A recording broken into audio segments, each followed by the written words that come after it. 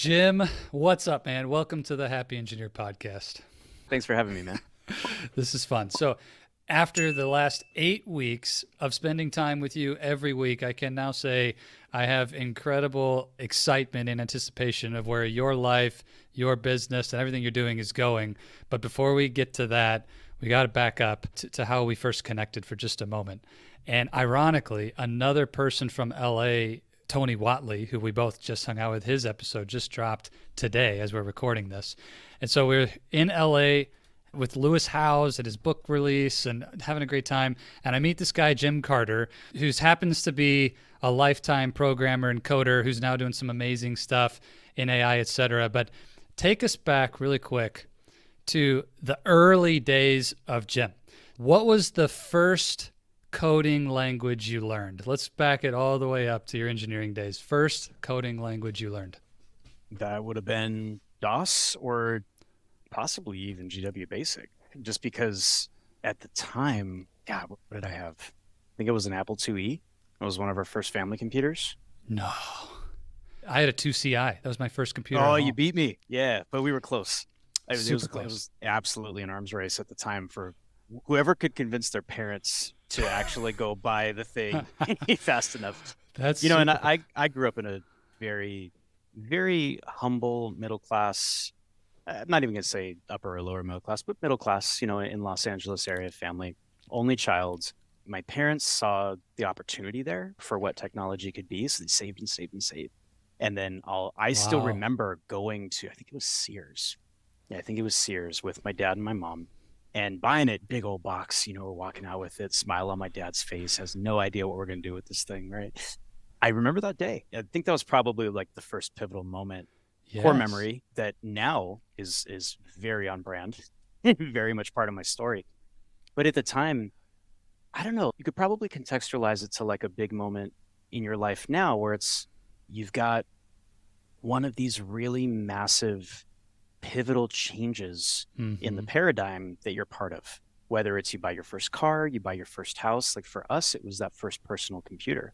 I was very young, but at the time, I guess I just saw this innate desire to create from it, to build from it. I didn't know what I was going to do. So Yes. my dad brought it home. He bought a DOS for Dummies book. He couldn't figure it out. He threw it on the table, got frustrated. And he was, do you want to read this? They call me Jimmy. I'm Jimmy to all my family and friends.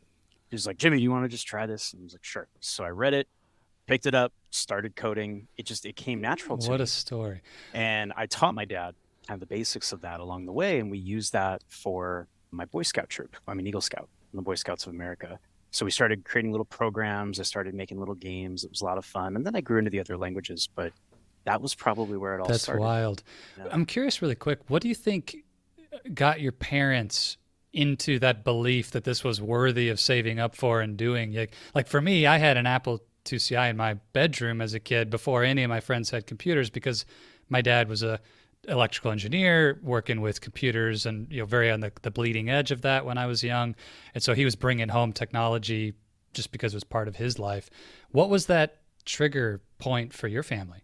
They did it for me in scouting because my dad was a scoutmaster and my mom supported, right? So when I was in Cub Scouts, she was a den leader, if you will, right? So Cool. Yeah, all the totally. scouting lingo for any engineers here who were scouts as well.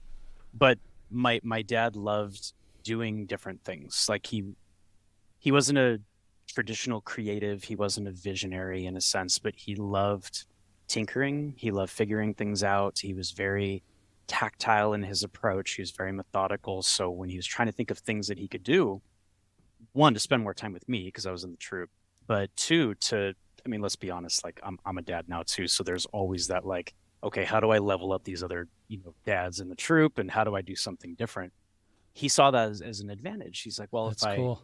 if I can lean into this, then there might be some advantage for my son, for the troop, for the greater good of everything. He was already hand making posters and banners and stuff like that. So he's like, well, what if we printed it? Like this is like such a non-issue today. It's like you Mm-hmm. need Mm-hmm. something. You either can print it at home, you can take it to a local UPS store or something, and you can get whatever you need done for pennies, right? At the time, it was for us, it was Apple IIe dot matrix printer, big old ribbon, box of ribbon paper, and I have Yes. fond horrible memories of trying to fall asleep, hearing, I right? You know, all the got the noises. sound right in my head, man. It just Yeah. that the modem dialing up, all that stuff. It's all classic, but it I don't know, it conditions you. That's really funny. Well, I think it's interesting that, today, and we'll probably get to this later in our conversation in more depth, but parents like yourself are facing a similar set of questions around what do I bring my kids into with the revolution of technology and AI and things happening right now? And do I encourage and push them into these new things and help them get an edge?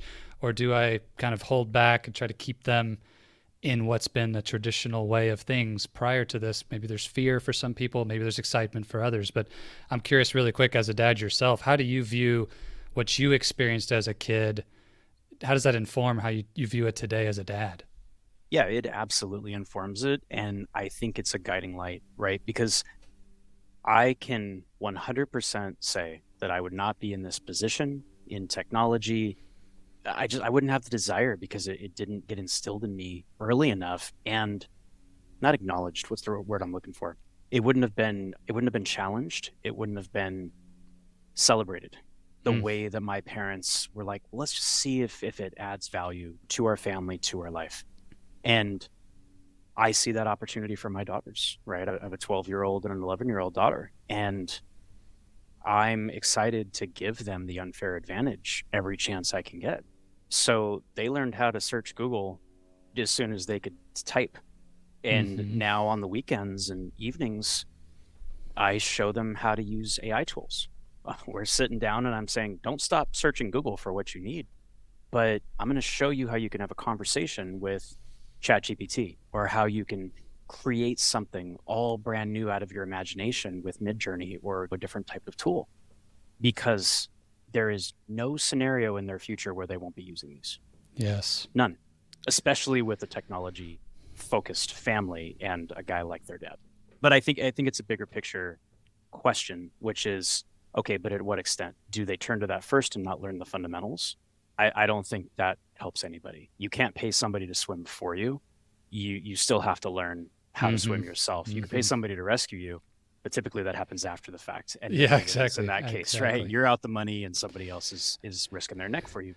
So I still want my kids to understand the fundamentals. I still want them to understand the principles of research and putting it together and being creative.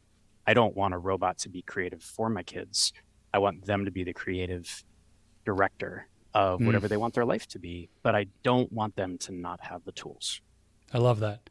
I'll also back up to something you said that I think is really important about what your dad and your parents brought into the home, with the idea of how could this add value to the way we want to live and to give my kids an unfair advantage, and this value add lens.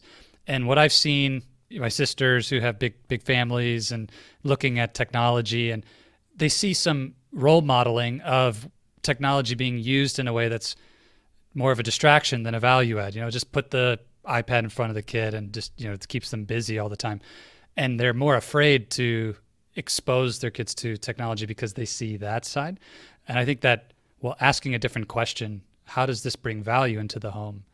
And how can we give our next generation, these kids who we love so dearly, an unfair advantage in the world that they are stepping into one way or the other? That's a really powerful lens. So Well, I've got a great example on that one, if this is helpful. please. So for example, my kids are 11 and 12. They both have iPads. They've had tablets for a few years now. My 12-year-old finally has a phone, but that's a whole other conversation for parents, and we'll get there. We have reasons for that. One thing that we did was we have a family Google Calendar that used to just be between Valerie, my wife, and I. And I recently installed that calendar on both of their devices because I want to empower them with knowing what's coming up. Like, we're a very calendar driven family, but they've now found efficiency in their lives because they don't have to ask us, hey, what are we doing this weekend? Or, can I go play with this friend or whatever?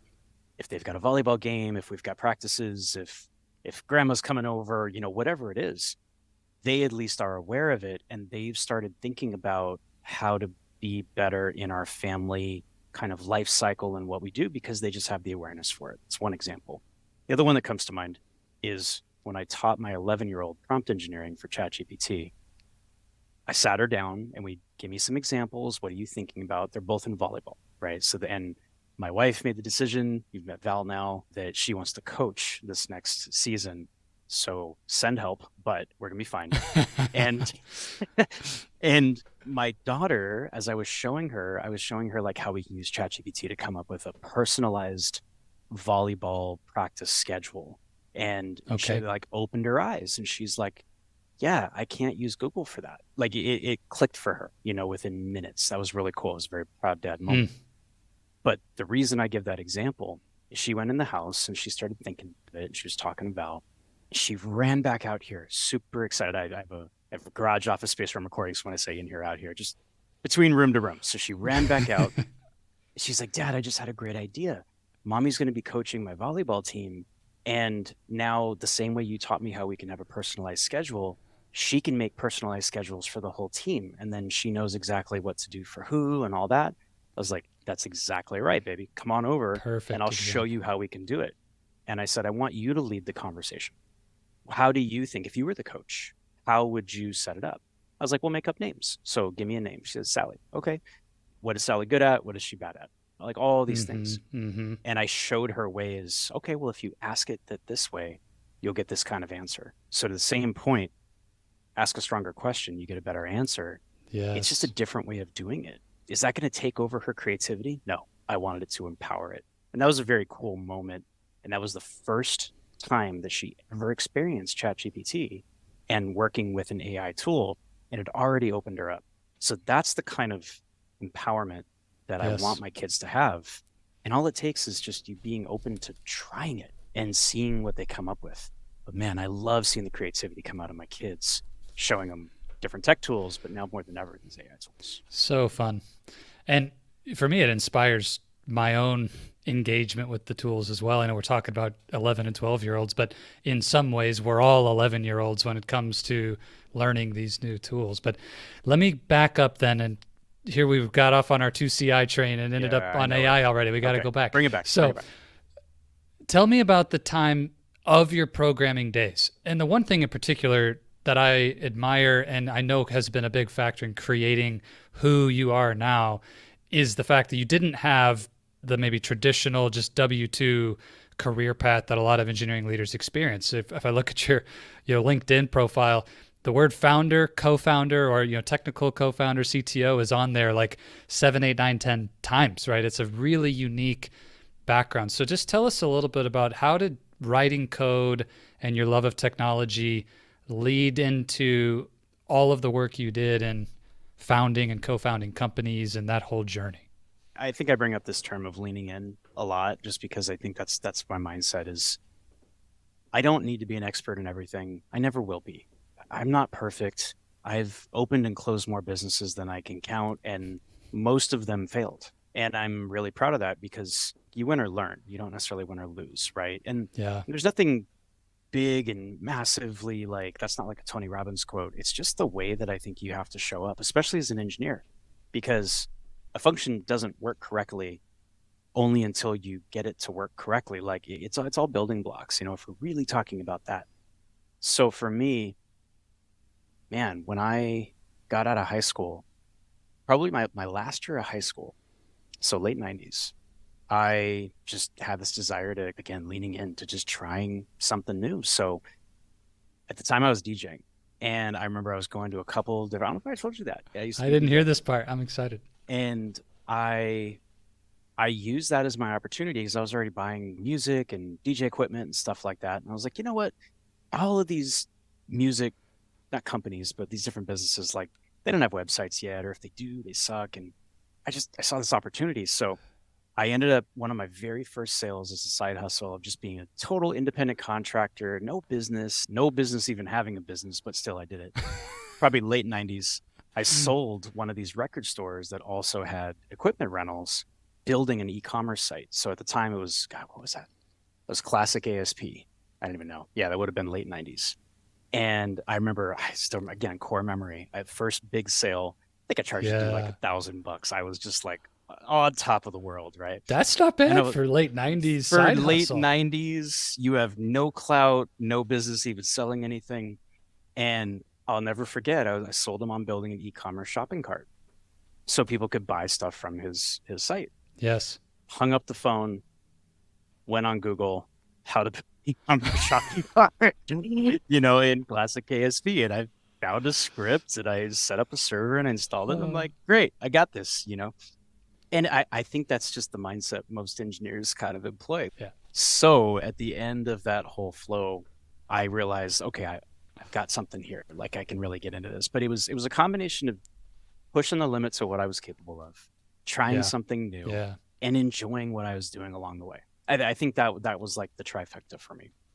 So I had a lot of fun doing that. I set up a little, side entity, started building websites. I had no big responsibilities at the time in the late 90s, so it was fun. My overhead was low, and I enjoyed trying things and really just learning new technology and Mm-hmm. kind of going from that Jim of all trades to just like, okay, I found my passion, which is building back-end systems. I really adopted PHP at that point. I got really into the mechanics of it. I started working with back-end systems, databases, Okay. APIs, Yep. building big classes to do things, got into microservices. And that was just my very niche focus. But I loved being a founder. I just loved that hustle, that challenge of trying something brand new, bringing an idea to life. And fast forward and kind of zoom around on the proverbial resume, if you will. Like I tried a lot of different companies. I did some of my own partnerships, all that stuff. And I guess what really that led to is that between experimenting in high school, starting my own business, making some money, and then getting married, having kids, going down that path, floating between W-2 and a 1099 and pick an IRS form and some kind of tax classification, and then running my own businesses, having LLCs, you name it. I I strayed away from the things that I loved, which was kind of finding purpose in it and doing things for joy. I was doing it for the money. And it didn't really dawn on me until my kids got to be, I don't know, 3, 4, 5, something like that. I then moved my family up to San Francisco, and we bought a home in Oakland. I was going into the city. I was building startups. I was living that Yeah. life. Yeah. And that's Mecca for an engineer, is For sure. taking the BART in and walking on Market Street and all WeWork life, everything. I had a corner office in my own like WeWork corner, and what I just found was, yeah, I was getting paid well, and it was different and challenging. It was part of the startup scene, but I really lost that passion for what I was doing. So I found this opportunity to say, okay, I've been a growth hacker now for a long time, and I'm coder still and all this, and I feel like I'm kind of at that peak, but I'm just not sure. And I'll never forget, I was in BART, I was in one of the stations, and I saw this sign, and I wish I took a picture of it now because it was such a pivotal moment for me. But it said, "This is the land of startups, so start something." And it was that simple. It was just like that quote, and it was probably advertising Cisco or just something. I don't know. It was some good old fashioned startup lingo just to get you inspired when you're getting off BART, and it did. It really inspired me, and that got me thinking a lot. And at the time, a friend of mine who had helped his startup then get acquired by Yahoo and stuff like that, so he was really close. He connected me with a book that a friend had written. His name was Adam Braun, and he founded Pencils of Promise, which is a charity out of New York City. And they provide education to children around the world, Hmm. primarily in Ghana, Laos, and Guatemala. And he wrote this book about how he, with $25 and starting a checking account, started an organization, and then it now turned into building hundreds of schools and supporting tens of thousands of kids and all this stuff. And this is Scooter Braun's brother, Scooter, who owns Sure. SB Projects, that Yeah. manages Ariana Grande and all these massive names. And at the end of the day, it was a great story about how he didn't use a lot of his celebrity influence or anything to start. It helped him later, but he took a different path. He was set to go down this financial path and like follow all this stuff. And he was just like, no, he's like, my heart's in this. And it really resonated with me. So it was like this confluence of, I'm in startup land. I can do anything that I want. I've got this talent. I've got the ability. And now I've kind of found this refocusing on my passion. Like I'm an Eagle Scout in the scouting program. And I spent my entire childhood in service, God, country, Yeah. community, Yes. everything. And it just hit me like a ton of bricks. Like that night, I was like lying wide awake in bed, almost in tears because I was just like, okay, I don't know what this means yet, but I know I can't look back. And from that point Mm. forward, I was like, I just need to show up the way that I want, be willing to be a student of life again, figure it out along the way. And it's not about the money anymore. It's about some kind of a purpose. And I just started showing up differently. And it's the crazy thing. You put that energy out into the world and it reflects right back to you. I kid you not, Zach, 2 weeks later, I ran into a guy on Market Street that I'd happened to meet at a co-working space a couple years prior. And he told me that he was getting into this new startup and he was going to do this thing. And everything checked all the boxes for him. Everything about it. It was the perfect opportunity to join as a co-founder. And I gave up everything I was doing. I took the risk. And that was like the first big move of me stepping into that new Yes. life. And I've never looked back. Is everything gone perfect? Of course not. Have I closed most all those businesses since? Yes. Did I just recently redo what I'm doing now? Absolutely. But I can't think about going back any other way. And even if I ever do go back to a W-2 job, I know that I've got the principles and the values, and that's going to be my baseline. Thank you for sharing. Of This is course. awesome. Yeah. And there's a couple things I want to echo, take it further, if you will.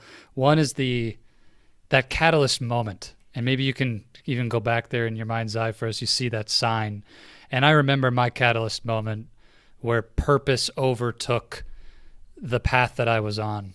And for me, I was building my career. I was in a W-2 job and really finding a lot of success after having gone through burnout and depression and divorce. And for those who haven't heard my story, I wanted to be successful, did it all wrong, totally crashed and burned, and then built my career very successfully after that and was on that steep upward trend, Jim, when it hit me over a weekend of I was taking what I call a time of solitude and silence. I do fasting, water only, 3 days, go out by myself and just take the time to clear and cleanse my mind and my body. And I was doing that sort of spring of 2019.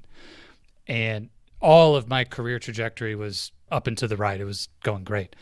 But there was a very clear calling in my life that hit me that weekend. I call it was a download. God just spoke to me. It was like, you are not called to be an engineer anymore. It's like the coaching side. Now's the time. This is what I want you to do. And everything changed from that point and started Oasis of Courage. But it was when purpose, like the idea of helping these other leaders with what I had gone through, overtook the priority of making more money or being somebody in my career and willing to fail at whatever because I'd rather experience rejection than regret. That was a huge moment for me. And so can you take us back to that experience for you in that station? You see the sign. What was that like? Can you just describe the experience of having that awareness or what shifted or what do you remember about that moment? Yeah. For me, I'm trying to think of the words to describe it, but I feel like it's a combination of humility and the willingness to not start over, but just some kind of a fresh start with a different perspective, a way Mm-hmm. of stepping into a different level of me that I hadn't decided yet if I needed that for my own ego or if I was trying to prove it to someone or myself. But I just knew that the current path wasn't sustainable. I started down a computer science path and I had done a lot myself, but I'll be real, I never finished the computer science degree because I freaking sold a shopping cart, Yeah. when I was in high Yeah. school. Didn't Like have I to. figured it out, right? Now, was that the best move? Questionably, maybe, maybe not. There was a point where, because again, I was in the Bay Area, Uber was up and coming, at the time. I was working next to a few engineers at Rocket Space, again, for any, I know this is engineers, so if I talk about all the different like startup Yeah. No, you accelerators can and all that geek out stuff, for sure. yeah, People are going to know. I know these guys and girls get it. And I remember working next to them, and I went to a meetup once, and it was hosted by the growth team at Uber. And this was before I had jumped into that one startup, and I was fascinated by it. So I connected with the guy who was leading it, and he was like, "Hey, we're always hiring." So I went ahead and applied because I was like, "This is cool. It could be a fun new way of thinking." And at the time it was, we hate these code reviews, or like, code challenge kind of thing. And, I started to go through that and I got through some of the phases and stuff. And I remember at the time he had asked me a seemingly simple question, but I was incapable of explaining it at a very low level. And again, in code world, low level is like, okay, well, explain the principle behind the computer science logic that runs it. And I was just like, dude, I got nothing. Like, I don't know what that is. I've never written one. Sorry, I don't know. Now, today in 2023, this may be irrelevant, but at the time it was very relevant. It was really important to me. And he just said, we use a lot of these low level technologies at our growth team because we start with these foundations and we build from it. And he was just like, you're a great dude. You got good stuff going on. He's like, but if you just, regardless of degree, he's like, if you just don't know these core concepts, he's like, you just won't cut it on the team. And at the time, I was just like, part of me was like, oh man, this guy just called me out. But it was also a very big wake up call, which is, Yeah. I think that was that catalyst moment, because I realized, man, I've gotten this far in life and I'm making good money and I'm proud of what I'm doing. And I've loved all these startups and everything. Yeah. But I wonder if I should have continued. I wonder if I should have gotten the full degree, went further, really gotten into it and those kind of a thing. And then I reflected and I was like, well, I'm married, I got 2 kids, I need to be employed or I need my own business. And I was just like, do I want to go back and cover all that stuff and feel like I'm catching up? Or do I want to think differently? And do I want to lean into something else? Mm-hmm. And regardless of what the right or wrong choice was, I chose the something else. And that, I think, was the moment where I told myself, I need to disconnect from being a coder and I need to take what I know and I need to take my God-given talents and my gifts and turn it into something better. And I've had so much fun stepping into that and hiring way smarter engineers than me and pulling in incredible developers and product people to my teams and things like that. And the first time somebody wrote code in a language that I had no idea that was going on and I couldn't make sense of it, at first I was like, oh my God, this is terrifying. Like, I don't know how to audit it or whatever. And I was like, wait, I don't need to. I just need to trust the people that are in my corner. And that principle has helped guide me. And Really good. That opened me up to now thinking about that in a bigger way, is more about just trusting the people that are in your corner, that you're working with the right individuals, but it doesn't have to be you. And it can be you, I think is the right answer. You could be a lifetime coder, student of life, and you're just always on top of it. But for me, I knew that wasn't for me. That was that big moment. And sometimes I miss it, but I realized it was just a chapter in my life and I'm on to the next book. I know so many engineering leaders can relate to just hitting these points where you have to decide, what will I do? Am I going to go back and get another degree? Am I going to lean into something new? And I literally just got off the phone with a really amazing engineer, senior manager level, but I basically described back to him in our coaching session, just doing an onboarding session. I said, look, everything that you've told me exists in this really narrow band around neutral in your life. There's nothing that's broken or you're burned out or things that are really bad. There's no desperation, but there's nothing that you told me that you want or that you're leaning into or that you're aspiring to become. There's no inspiration either. Your whole life exists around this narrow band around boredom and it's comfortable. It's just what's working. And he's got kids that aren't out of college yet and he wants to keep the safe, secure path and don't change anything until, and I said, well, until what? Because today it's until your kids get out of college. But I actually met this gentleman almost 2 years ago. And then it was until my last kid goes into college. And we just keep kicking that can down the road. So to hear your story, it's to me, it's really inspirational to just say, yeah, these moments will come where you feel that impulse, that humility of like, is this a trajectory change moment for me? And to have the courage to do it, I just really appreciate you sharing. You've done Absolutely. It over and over again to get to where you're at today. So you go from growth hacker, coder, and expert in helping companies to scale and grow and taking on that growth hacking mindset to the cause hacker, this purpose-driven, it's bigger than pick the business metric. It has a meaning to it. So what are the causes today that you're most excited about? What are the things when you started going in this new direction of letting cause be the primary aim? Where did that take you? What are you excited about? Just kind of catch us up to Jim today. Yeah, the cause hacker is a fun one. I decided that right around the same time I saw that banner, and I was like, okay, I need a new way of showing up. Right? It didn't mean that I had immediately was posting on Instagram all the time. At the time, we still shared family photos on Instagram, probably in those years. But it evolved into a mantra and sort of the way that I like to show up. Right? For those of you that have heard my name now on here, I'm Jim Carter. If that sounds familiar, closer to one of our past presidents. He kind of takes the credit when you search for my name. So I am the third. So there it is. But I just knew that I needed to show up different. I needed to do it in a way that reflected for me. And now I'm known by that because I put the years into asking to be known by it.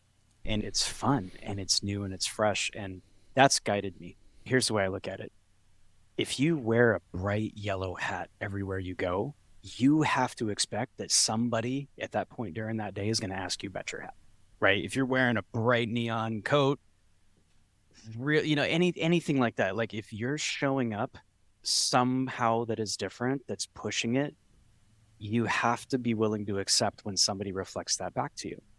But if you walk around in a black hat, in a gray shirt, and brown and black sweats, you're going to blend in and you can't expect to be treated as different or exceptional. And for some people, that's what they want. And that's fine. Mm-hmm. Mm-hmm. I don't see those people changing the world. And I don't need to change the world. I just want to leave the world in a better place than I found it.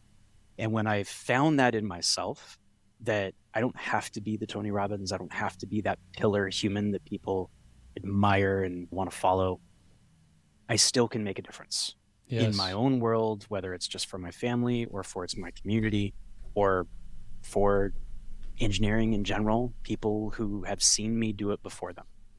So when I finally accepted that, and that took a lot of work, and I didn't even focus on doing any self-work, inner work until probably 2019.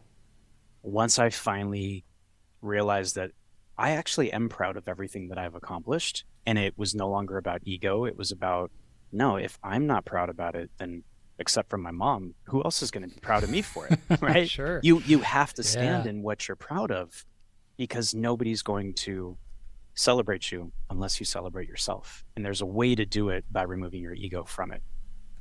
Once I found that ability, that unlocked me.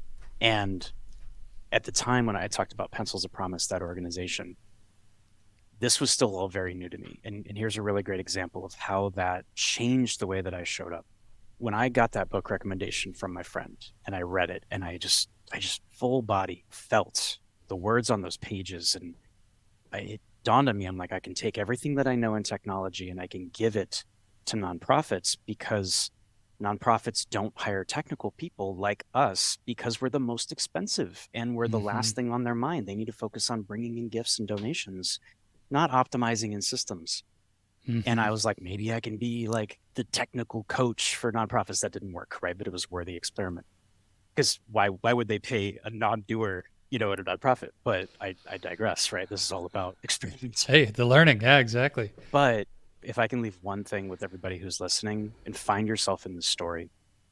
At the time, I knew everything there was to know about WordPress. I was a coder in PHP, built all these sites. I focused on speed, security, stability, all those things. Go to their website. It's slow. It's broken. The SSL certificate is wrecked. There's PHP code output everywhere. And I'm just like, what a horrible situation. This founder writes this book, pours his heart out on these pages. It's the top of the New York Times bestseller list. All these people across the world are probably reading this book, going to the website, and they want to give, they want to learn more. And the website's broken. Like, how would that make you feel? It hit me, and I was just like, I texted my buddy, and I'm like, dude, can you connect me with the founder? Like, I just want to fix his website. Like, this will take me 2 hours. Like, can I please just fix it? It'd be my give back for just reading a book that had a positive effect in my life.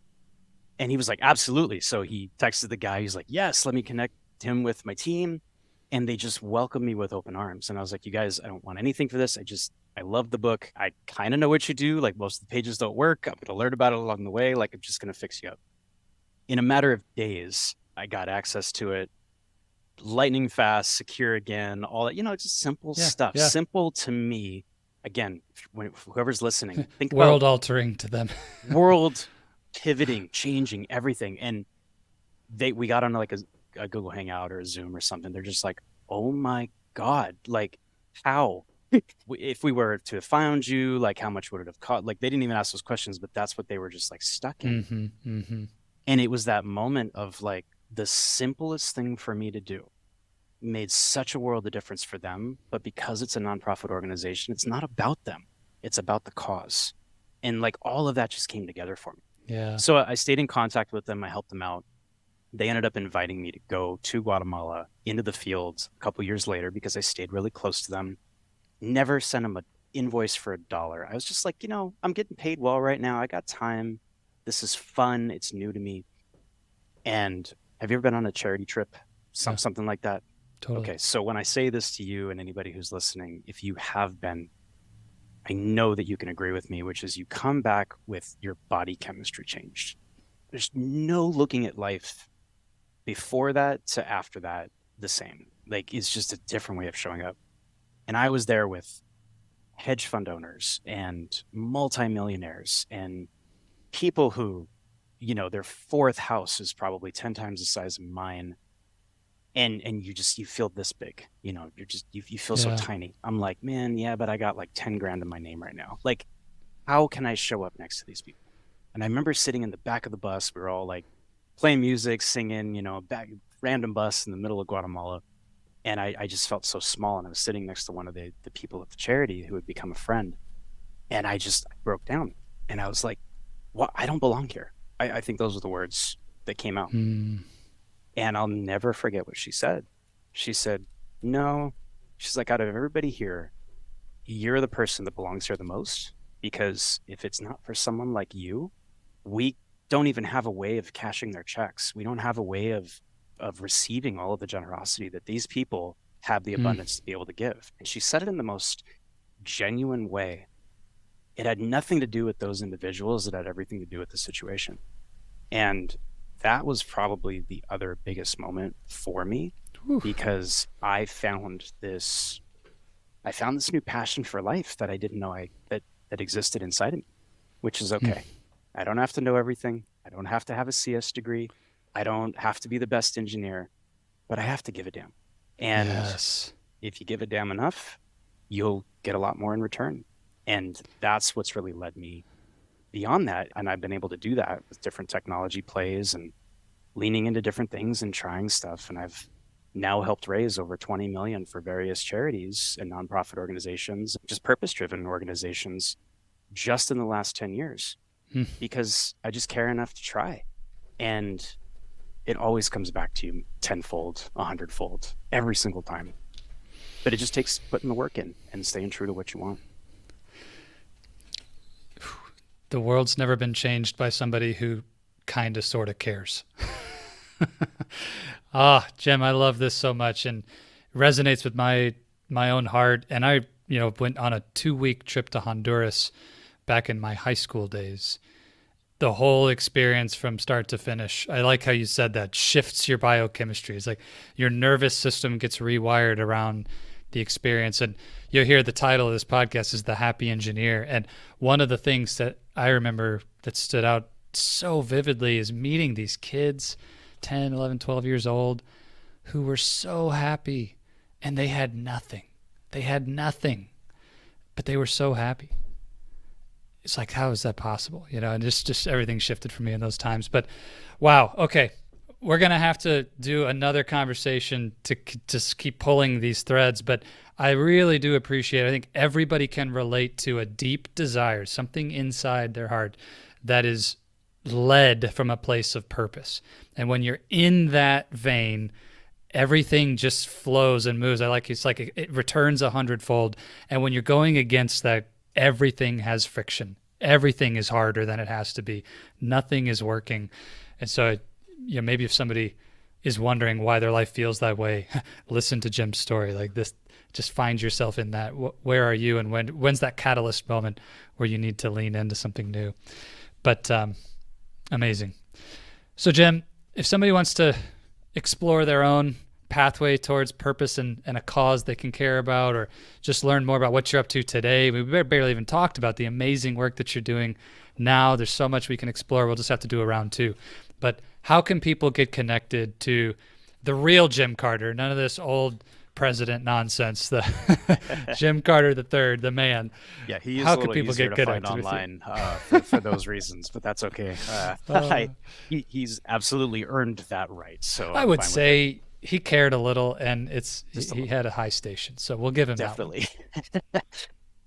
For me, so I mentioned Cause Hacker, so that's my handle on all the socials. Instagram, I post daily content now about AI and purpose-driven efforts, things like this. So that's where if you want to slide into a DM and say, hey, share a story, tag me on something cool you're doing, by all means, please do. Instagram is my primary. I share a lot about how AI is helping small business owners, engineers, like us, doing awesome things that require code, that don't require code, and just making a bigger impact. So Instagram, feel free to connect on LinkedIn. I have a YouTube channel where I review AI sites. All those places are great. I would love to connect with you. And honestly, probably the easiest way to stay in touch and just to hear more of what I have to say, if you like this, is I have a newsletter that I share every single week, 3 of the biggest things in the AI industry that are coming up, and how it relates to how we can make sense of it. In fact, I'm sharing a little bit about kind of that story with my daughter and what GPT and things could be like that in an upcoming one. So I'm trying to find ways to take big concepts, but you don't have to be technical to make sense of what it could be for your life. And if that's interesting, just head over to jimcarter.me/newsletter and feel free to jump in. Totally free. I love growing that, and just the conversations that opens up are wonderful. And that's the Awesome. kind of stuff that brings me joy. Awesome. Happy engineer. I want to challenge you, encourage you, go sign up for the newsletter and pay attention to what Jim is doing, not only because you'll actually find a tremendous value in it, but thinking about a role model of someone who took a lifetime of technical acumen and expertise and found unique ways to apply it into a purposeful cause that is now making a positive impact in the world in serious ways. It's something that will help you with wherever you're at to ask the same question and get to where you want to go. So go hang out around people like Jim, and it will help you to find those catalyst moments in your own journey. Jim, thank you again so much for being generous with your time today. No surprise, a man who leads with value and generosity in everything that you do. But to wrap it up, we talk about great coaching, great engineering, and it came up in this conversation, whether it's from ChatGPT or any other place. Better questions lead to better answers. The question leads, the answer follows. So what would you leave the happy engineer with today? What's the question that we need to ask ourselves as we seek better answers in our life? Ooh, that's a great question in itself. What question would we leave to seek better answers? I think it starts with questioning ourselves about, are the things that we're doing something that we truly believe that we're built for, or are we built for more? Because that's what did it for me. Once I gut checked myself and I sat with the answer, whether I liked it or I didn't, it just gave me clarity to know what I should do next. So putting the ego aside and being willing to really see if you're built for something more. That's the question I would ask myself. I like how you framed that. The question is to question myself. That's really powerful. I may or may not have read that in a Marcus Aurelius book. I couldn't tell you, but here we are. Well, Marcus, if you're up there and you tuned in, Yeah, thank you. Give me a download on what page that was in your memoir, Credit so I can to go whom reread credit my is own due. answer. Yeah. Jim, thank you. That is so good. And I love that. What an opportunity to turn the mirror back on ourselves and just say, is this what I was built for, or was I made for something more? Thank you so much. Jim, let's do it again. We've got a lot more to talk about, but thank you for your time today, man. It's been awesome. Appreciate you, brother. Talk soon.